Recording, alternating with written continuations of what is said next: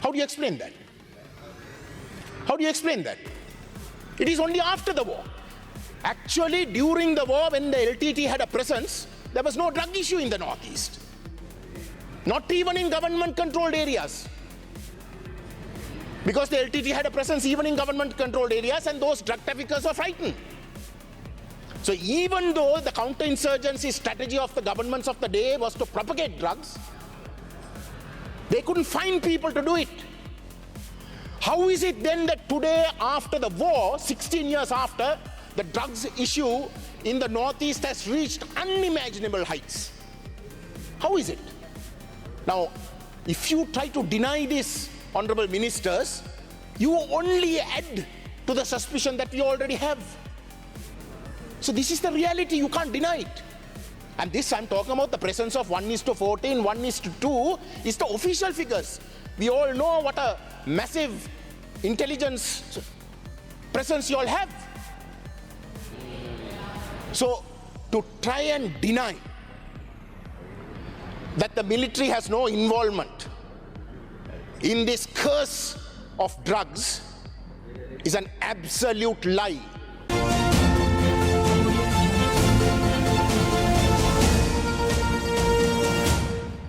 நேரம் 14 நிமிடங்கள். I thank you, Honorable Presiding Member. Now you can take the comments I make under these two ministries, the Ministry of Defense and the Ministry of Public Security, in two possible ways, Honorable Presiding Member. You can take it in a constructive way, where we list out certain issues that are real issues. Those are issues that are faced by a certain section of this country. Those are issues that if you do not address, then there is going to be an issue with regards to the legitimacy of this country with regards to that section of the country. If you take the Tamil people I represent, we raise certain issues expecting the governments of the day to take note of those issues and rectify those, because they go to the very core of the legitimacy of this country as far as the Tamil people are concerned. So you can take it in that way, in a way where we are trying to be constructive. It's an emotional matter, naturally, but if you do away with all those emotions and take it in a positive, constructive way, or you can go down the path of complete denial. Complete denial, complete refusal, and put the blame on the Tamils. Make it out that the Tamils are against the state. Make it out that the Tamils want in some way for Sri Lanka to lose, to fail. You can take it in either of those two ways. But I am going to say what I believe has to be said, Honorable Presiding Member. Now, if you take the Ministry of Defense, as far as the Tamil people are concerned, if I am to be honest, it is the most hated ministry. Not only under this government, but under previous governments as well. It is the single most hated ministry under the state structure. Why is it? Because that singular ministry has been the result of all the suffering, that the Tamil people face. Not only during the war, but even after the war, even 16 years after the war.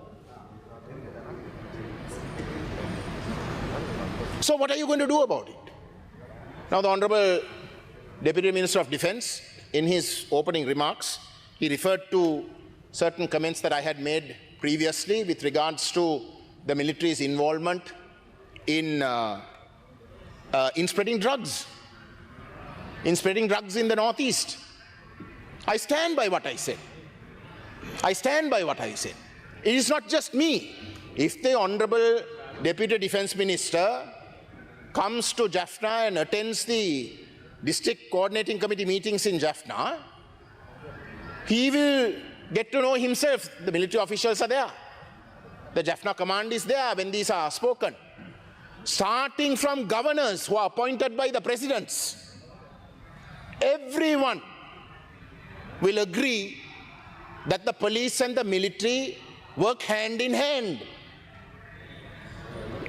When the complaints of propagating drugs come, all those who are found out to be peddlers of drugs, when they are chased by the people, they go into military camps.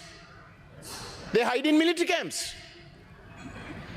And when the people then go and try to make complaints to the police refuse to accept complaints. We have made complaints thereafter to the Human Rights Commission that the police are refusing to accept complaints. That is one. That's a reality. Now you can deny it if you want to. But if you deny it to us, what that means is that you only come across as being part and parcel of the past. You're no different. You're no different. That is the reality. If you want to be credible, then stop denying it and deal with it.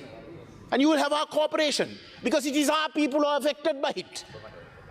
So you will have our fullest cooperation if you go down that path.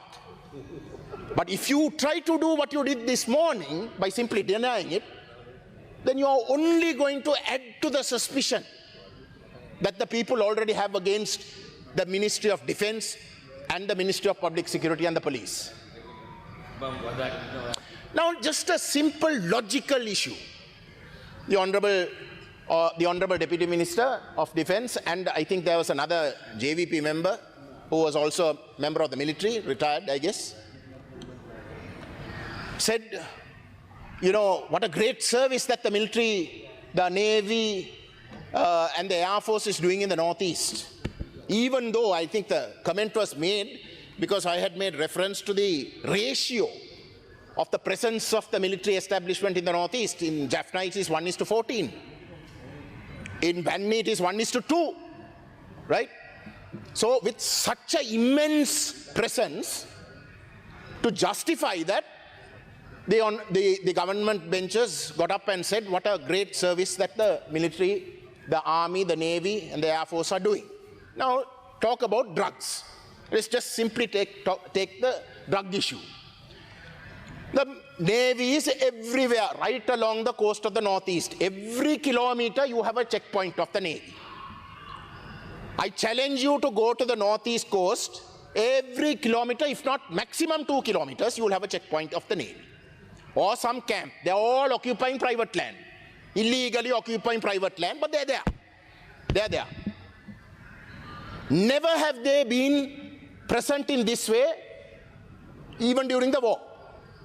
Because the LTT was in control of large areas, right? It is only after the war that the Navy, the Army, and the Air Force have such a massive presence.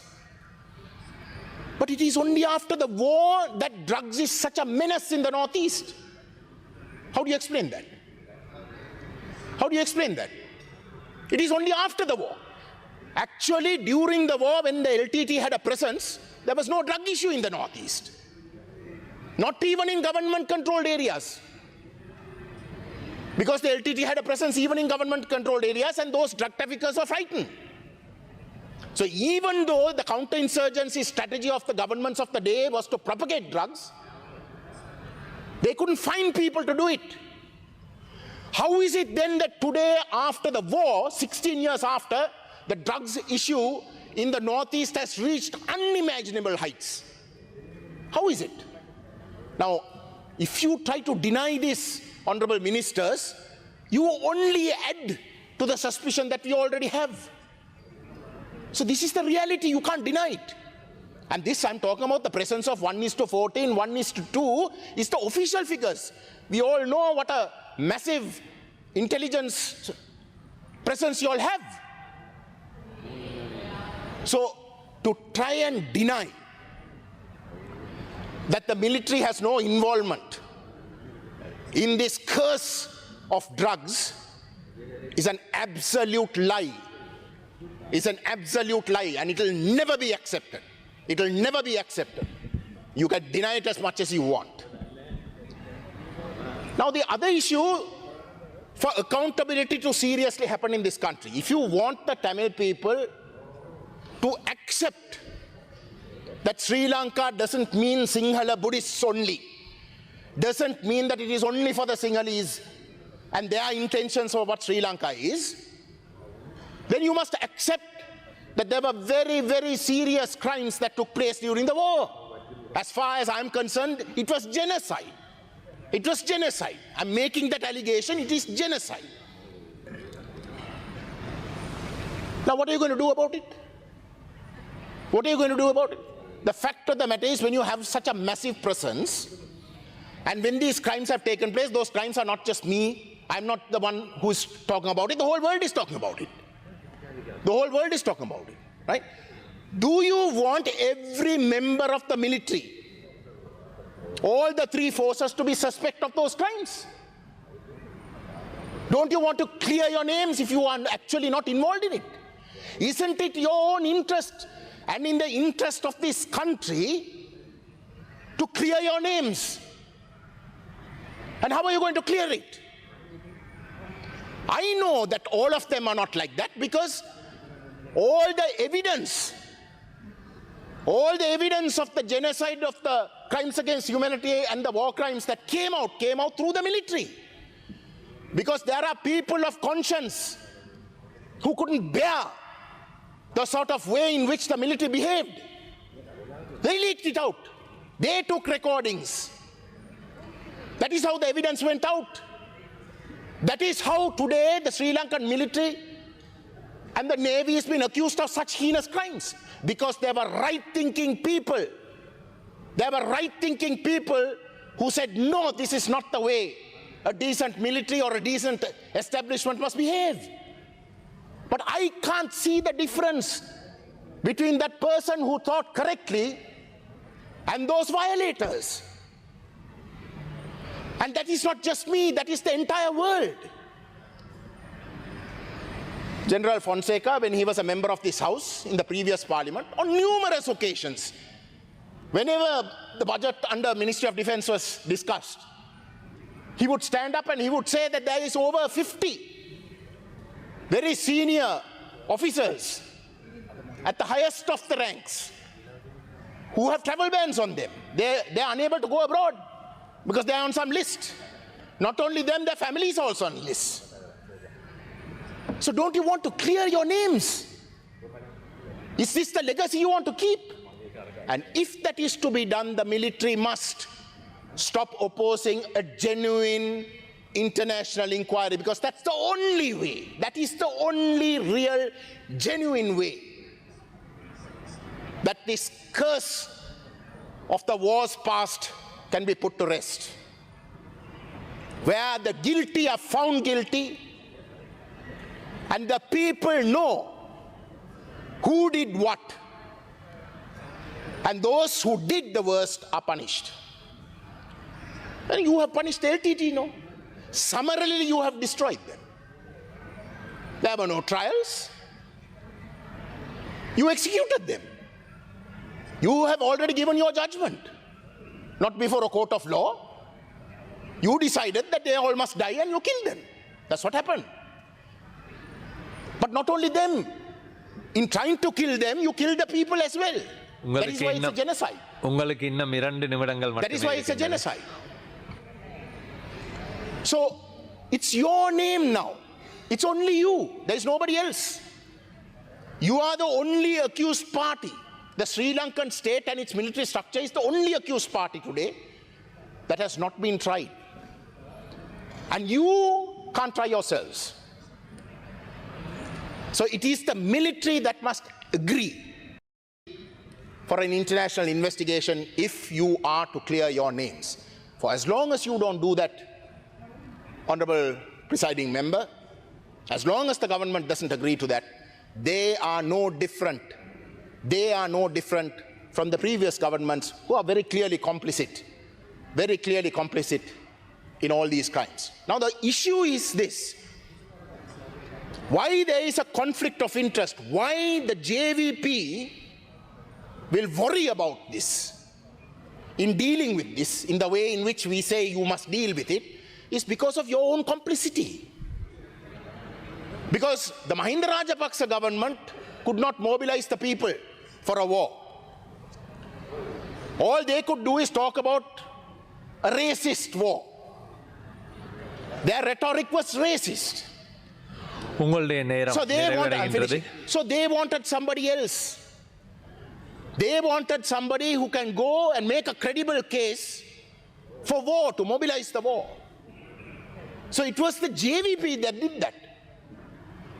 It was their former comrade Vimal Veeravansa, Anura Kumara Disanayaka, and many of the other front benchers who went around from military to military camp in mobilizing the military and the South. So you might be feeling guilty. You might be feeling guilty that you mobilized the public and the military to ultimately do the crimes that were done. But if you want to clear your own names, then that change must start with you. That change must start with you. If you want to genuinely make believe to the Tamil people that you are not part of the past of Sri Lanka, that you are not the JVP of that time, and we will not forgive you for that, but you are not the JVP of that time, because this is not a war time and our attitudes are different, then you must deal with those issues that I have raised. And I'm telling you again with responsibility, I appeal to you, do not take the comments that we make from these benches, the Tamil members from the opposite side, with regards to the Ministry of Defense and the Ministry of Public Security, as something that is just simply to find fault with you. We are saying it because if you don't deal with it, these two ministries will singularly be the most important ministries that will constantly call us to question the legitimacy of the Sri Lankan state. Thank you.